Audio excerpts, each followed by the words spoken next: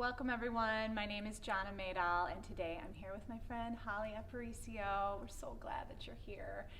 She's going to be talking about her devotional about God being a deliverer. So it's kind of a big word. So can you kind of unpack that for our listeners today and share what that means to you? Sure.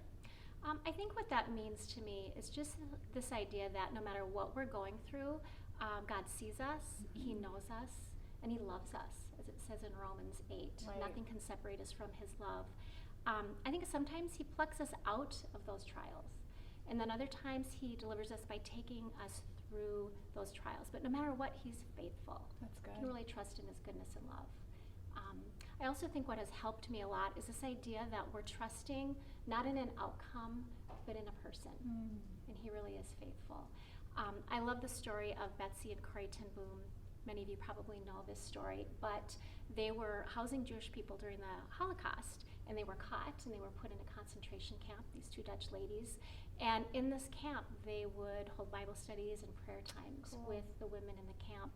And ultimately, Betsy passed away in the camp, and Corrie got out and went on to write books. But what strikes me is that many, many years later, 70 years later, I'm telling this story to my two daughters. And Betsy, who at the time probably didn't realize the purpose that her life would have, is having an impact on my family, on my kids. And so I think it's, too, about taking the long view of what it looks like for God to come through for us. That's so good. I feel like even for me in my mothering, what grounds me is realizing that it's not about me.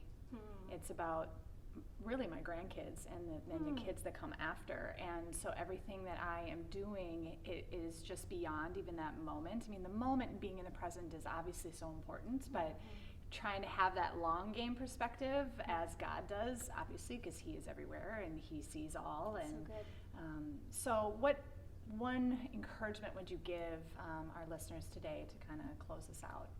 I think what I would say is don't let discouragement get in the way of you seeing the fact that God sees you, He knows you, and He loves you.